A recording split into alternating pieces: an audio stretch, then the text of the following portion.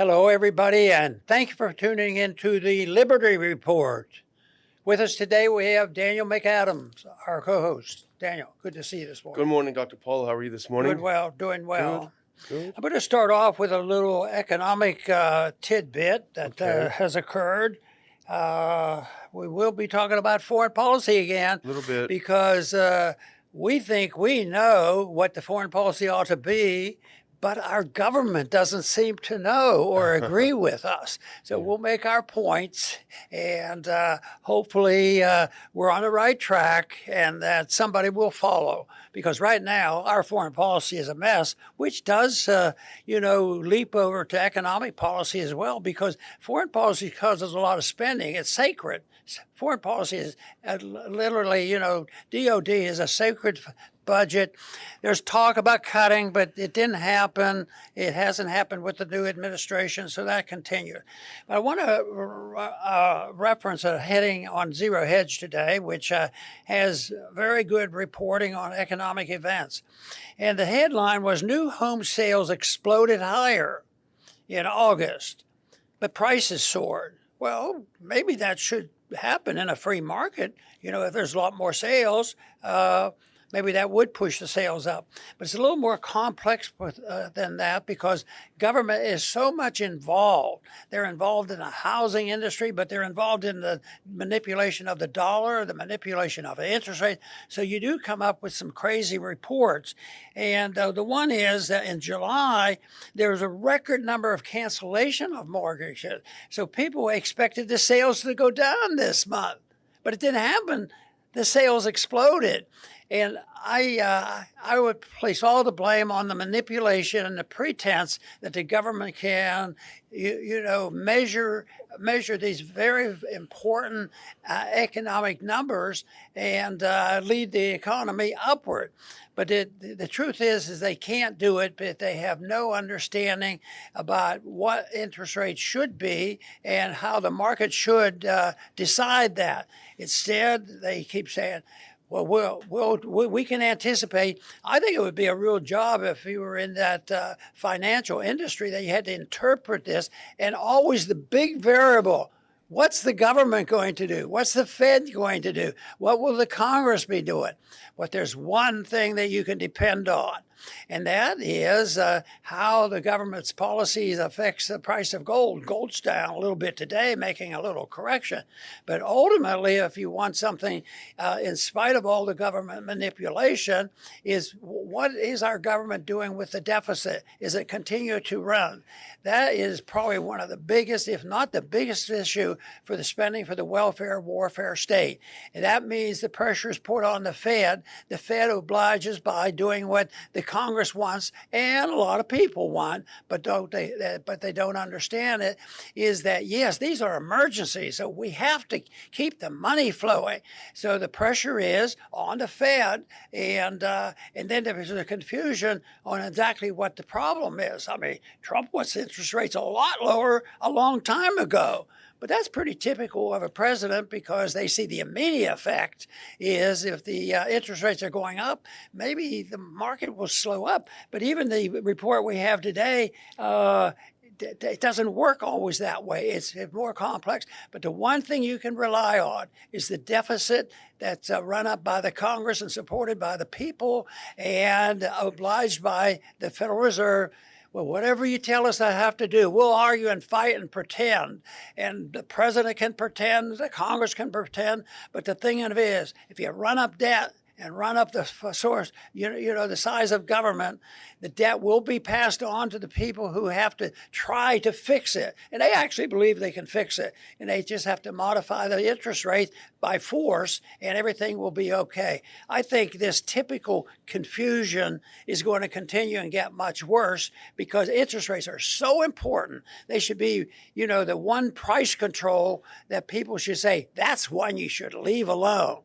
But not under these conditions, because people, the Congress and everybody, and the Fed is obligated, to continue to do this. So we saw interest rates go down a little bit, and they'll go down again because the economy is going to get worse, and they will keep thinking, because they don't have anything else to do. So they will print more money, and of course that makes the problem worse.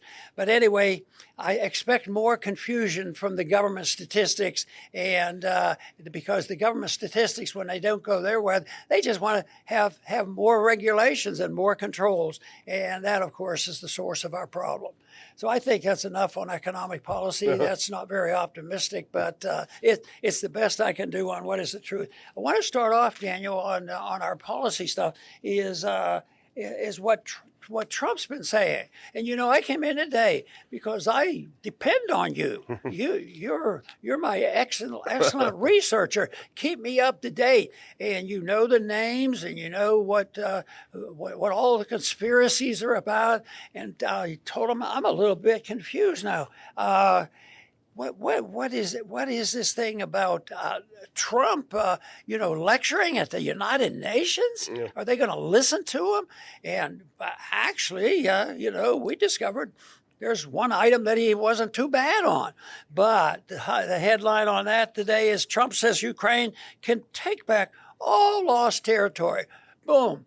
We'll just change it. We'll just exchange property and everything will go back to normal. Now, that wouldn't be too bad if we've been listening to the administration and the people he appointed, that's what they wanted. But, a little while ago, they weren't talking about, support, really literal support for Ukraine. Now it's up for grabs because I think chaos is still around. Yeah, I mean, Trump yesterday afternoon, it was right after meeting Zelensky, so we knew that trouble was on the way. He posted something on his Truth Social site. You can put up that first one. This is from the Wall Street Journal that we both read this morning. Trump says Ukraine can take back all lost territory. He posted something on his Truth Social, Dr. Paul, that was so out there that people, my first thought indeed was he's gone crazy. He's completely bonkers. He's completely lost his mind. But the fact is, people started thinking a little bit further, and they started thinking, you know what, it is so over the top. Maybe he's trolling. Maybe he's actually using sarcasm. Now, I unfortunately, the order of things got messed up. So go ahead to Trump's post. Go ahead to two from there, Donald Trump's post on Truth Social. I'm going to read a little bit of this just in case you haven't read it. But here's Trump after meeting Zelensky. After getting to know and fully understand the Ukraine-Russia military and economic situation, and after seeing the economic trouble it is causing Russia, I think Ukraine, with the support of the European Union, is in a position to fight and win all of Ukraine back in its original form. With time, patience, and the financial support of Europe, in particular NATO, the original borders from where the war started is very much an option. Why not? Russia has been fighting aimlessly for 3.5 years in a war that should have taken a real military power less than a week to win. This is not distinguishing Russia. In fact, it is very much making them look like a paper tiger. When the people living in Moscow and all of the great cities, towns, and districts all throughout Russia find out what's really going on with this war, the fact is it's almost impossible for them to get gasoline through the long lines that are being formed and all the other things that are taking place in their war economy, where most of the money is being spent on fighting Ukraine, which has great spirit and only getting better. Ukraine would be able to take back their country in its original form, and who knows, maybe even go further than that.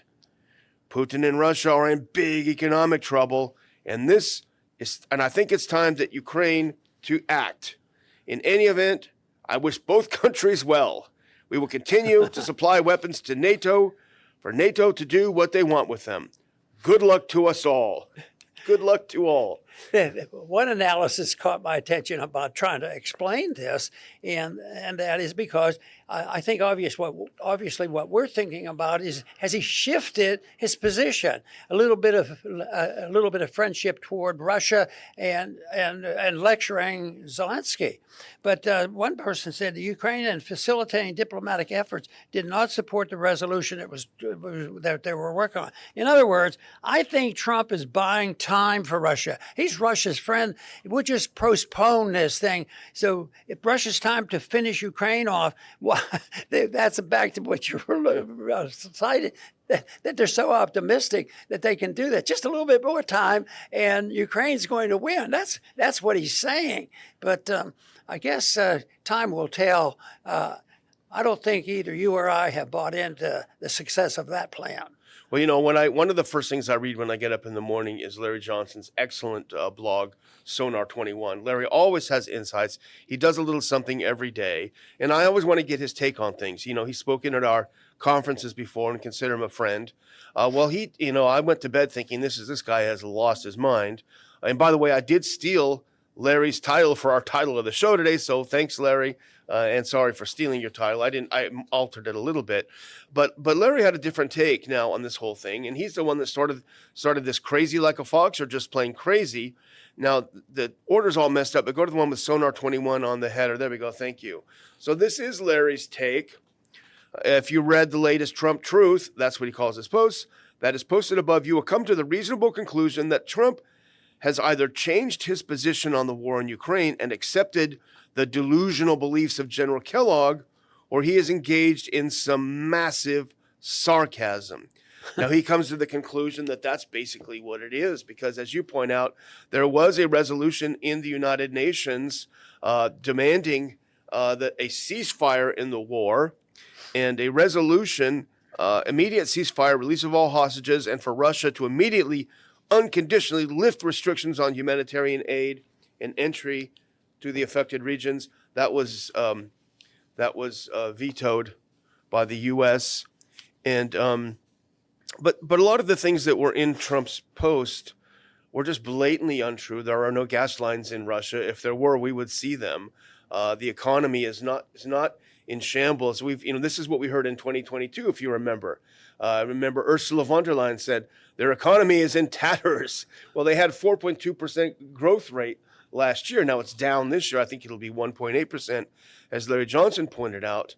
But they have I have it in front of me here, but they have a debt to GDP ratio of, I think, 19%, whereas the U.S. debt to GDP is 126%. So most of what he said was just incorrect, but not just incorrect, but so incorrect that it left people wondering what he was really trying to say, whether he was trolling the Europeans. Trump uses a teleprompter a lot, more than people realize, but he also rambles at times. Yeah. I was thinking, he has to have somebody that has the final say in the printing out of his teleprompter thing. I wonder if they ever have a dilemma. I wonder what he's going to say today. What is he going to say spontaneously? And how do we put this out? But evidently, it has been successful for them.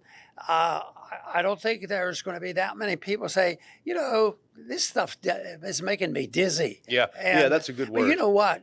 The main thing is and it also enters into my mind too, is the alternative, a lot better? Would you rather have, the opposition that hate his guts and all of a sudden we find out that Trump's pretty good on some of this environmental stuff and weather control. Yeah. And that is a big deal.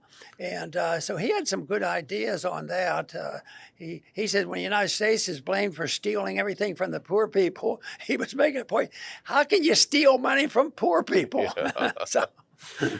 Well, I think some more of the indication that Trump may be trolling or doing some sarcasm is, you remember, I think we talked about it on the show earlier this week or maybe late last week, when he said, I'll put a bunch of tariffs on India and China, but Europe, you got to stop buying oil and gas from Russia, completely stop it, and knowing that it would destroy their economy even further if they did.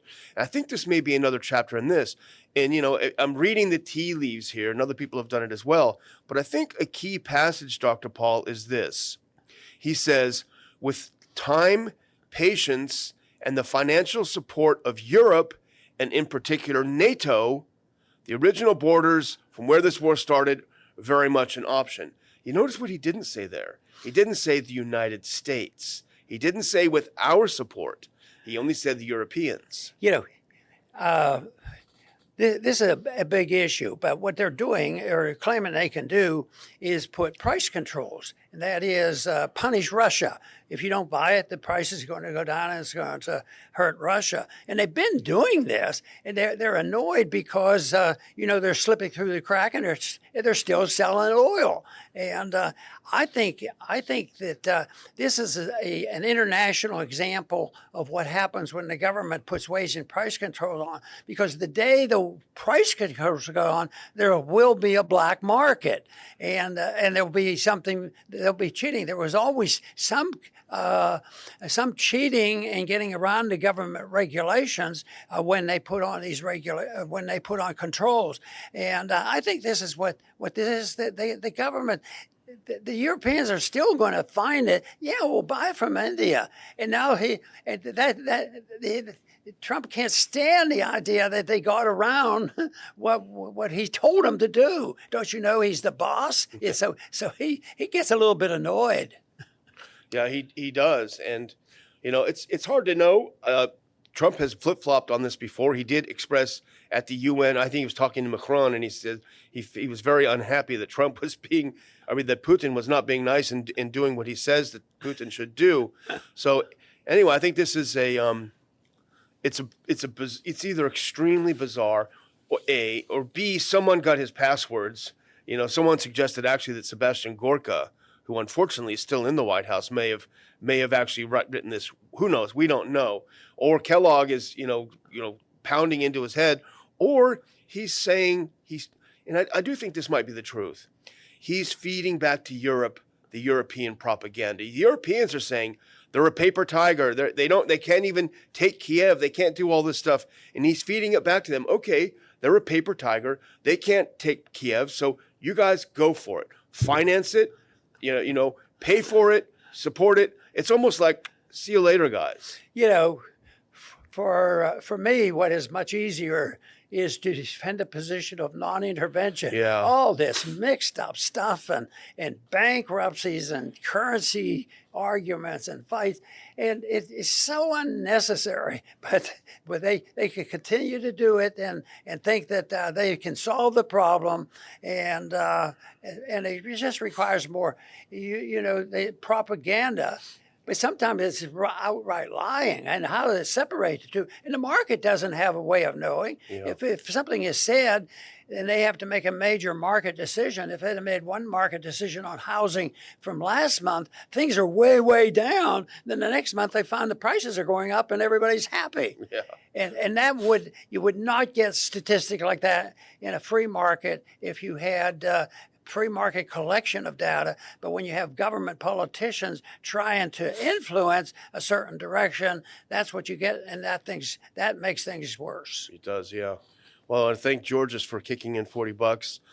He's upset that we're not talking about Gaza genocide, not meaning us, meaning the world, because it takes center stage. And I think, that is a good point. A lot of things are taking that out of the headlines, which shouldn't be the case. The second thing we want to talk about is something that, for me, it makes me angry.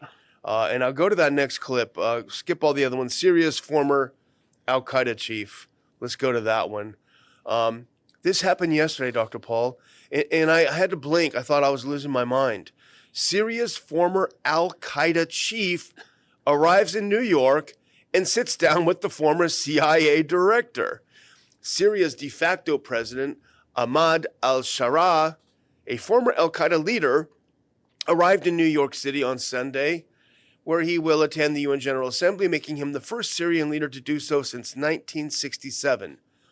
On Monday, Sharaa, formerly known as Abu Mohammed al-Jolani, attended the Concordia Summit, where he sat down with retired U.S. Army General David Petraeus, who was a CIA director from 2011 and 12, when the U.S. began a covert CIA operation known as Operation Timber Sycamore to funnel weapons into Syria that ended up in the hands of that country's al-Qaeda affiliate. And when you read this and ponder it, we've talked about it before, the whole thing was a farce. The whole war on terror was a farce. We were arming the people who blew up the Twin Towers, and now they're sitting down together, and it's all fun and games. We're supposed to roll over and believe everything, but by this time everybody forgot about the rest because as we went along, nobody remembers 2014 on how we got into Ukraine. Yeah. But Assad was the big shot there in Syria for a long time. He was no angel, but for some reason I couldn't build up enough hatred to send my kids and steal the money from the American people and say we have to have regime change. So I think it starts there. And here we are. Syria has been fighting over and arguing about who's going to be their leader. But how many times have outsiders been involved? Just think of what it might have been like if we had followed through on some of the, fancy talk, even in World War I, self-reliance and self-determination and all that. Here we are, well, how many, 6,000, 7,000 miles away? And we have to send them money, Yeah. we get involved, and it keeps getting worse. And here it is, oh, well, we give up, we surrender. Will you come on our side, please? Yeah. We need help. And they face that kind of condition, what they're trying to do, and they've tried for 20, 30, 40 years in Afghanistan. Yeah. Okay, we're going to get rid of you, but, traditions are pretty important, and you don't erase them. And that's what they don't recognize, and what they really don't recognize, and the American people don't recognize, is it's not necessary. We shouldn't be stealing money from our people, ruining our our currency, and doing this as a pretense that we're saving the world. And it's bipartisan. That's why people can't understand, because I am pretty accurate, at least vocal, on the fact that the big stuff is bipartisan. They're fighting and arguing all the time. But yes, do you think they're going to have? What are they fighting though? Just on the edges of who should be shot and who should be put in place. Instead of saying the big issue is, should we be involved or shouldn't we be? The founders gave us some advice. We haven't followed it, and we're suffering from it. I do think, Dr. Paul, that if foreign policy, if U.S. foreign policy was a photo, this would be the photo. Put that photo up, and you'll see what I mean. This is U.S. foreign policy in a nutshell. David Petraeus, who commanded troops fighting al-Qaeda in the Middle East, sitting down with al-Qaeda in the Middle East. 20 years of a war on terror, 1 million people killed, including several thousand Americans, countries destroyed, obliterated, their future erased, and these two sit down together and yuck it up afterwards. Ha ha ha. Wasn't that so funny? In fact, one of the questions Petraeus asked this al-Qaeda leader is, have you been getting enough sleep lately? I mean, it was almost like a little, they went on a date. Go to this next one. Here's a couple of things. Now, here's Petraeus. And this is understatement of understatements. The fact is, we were on different sides when I was commanding the surge in Iraq. You were, of course, detained by U.S. forces for some 5 years, including, again, when I was a 4-star there. And here you are, president of Syria, which your forces liberated from the murderous Bashar al-Assad regime, to participate in your first U.S. General Assembly. The former CIA chief continued, earlier this year, you met the president of the U.S. among world leaders. Please help us understand how you got from al-Qaeda in 20 years ago to where you are today, Syria's head of state, on stage in New York City. I mean, this is fanboy stuff. It's in the article, and he has a quote from the CIA director, former CIA director, and he said, I've grown to like you. Yeah, I'm a fan of you. Yeah. I mean, this is disgusting. It's political schizophrenia. Yeah. It is disgusting. And I mean, how much did we have to pay for this war on terror? And I think maybe it might hopefully inspire some anger, cynicism, but anger as well, that this is what we were robbed for 20 years, to enrich the military-industrial complex, for these two to sit down and yuck it up. And people ask me so often, well, why don't we change it? Why don't we do that? And would it help if we had a few more new members in the Congress? And the answer is no. It's a bigger deal. It's a whole philosophic position that people hold, and they've held this for a long time. I mean, it's been steady, it's been deliberate, it's been consistent, and for the last 125 years, it's been consistently undermining the independent sovereignty of this country, and along with it goes the independent sovereignty of the individual. And that's why I think the world is in deep trouble, and it can be changed. And say, Ron, why do you think and pretend once in a while that there's optimism? I would say that there's a competition out there with the deep state, and I would say there is a remnant of people, and I would say it is growing. I would say that the majority of the American people would like to live with peace and prosperity, and that they have been brainwashed and lectured by an educational system. And I see changes coming in the educational system. I think homeschooling is going to grow, but I also think the opposition to it will grow too, and that's why it's so dangerous. Yeah, I think that's true. Well, I'm going to close out. My final word is just that the world has gotten so weird that, with Trump going off on this crazy rant, with Petraeus sitting down with al-Qaeda, who, by the way, is not elected and is not going to have elections. The elections they have, the people aren't allowed to vote. But nevertheless, we're all just friends here. Everything is fine. Anyway, I do want to thank everyone for watching the show. On my behalf, I want to ask you again, I'm looking over here at the thumbs ups, and I'm seeing 28. You guys can do better than that. But we do appreciate you watching the show. Over to you, Dr. Paul. One thing I want to mention, because I mention it so often, I think I did yesterday, is this whole idea of isolationism. Ron, you're just talking isolationism. The world is too big, and you have to do this, do that, and you have to have a policeman of the world, and on and on. And yet the founders suggested that we have avoid entangling alliances. I think Washington was a promoter of that idea, non-entangling alliances, because that doesn't mean that we don't talk to people. We talk to them in different ways. This whole idea of oil and Russia right now, here the market is breaking out. The Europeans, in a brief spell, when the Cold War broke down, they even built pipelines out of Russia into Europe, and now the Europeans have to sneak it in because the United States say, don't you dare buy their oil, and we threaten all of Europe for dealing with Russia.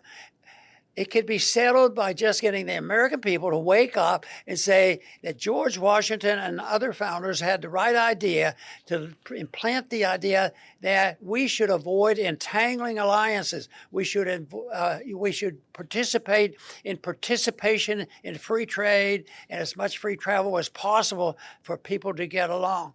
But as long as there's this effort to reward the people who have more guns and more money, encourages a system we have, but still there's a remnant out there, and it's growing, and people do need to speak out.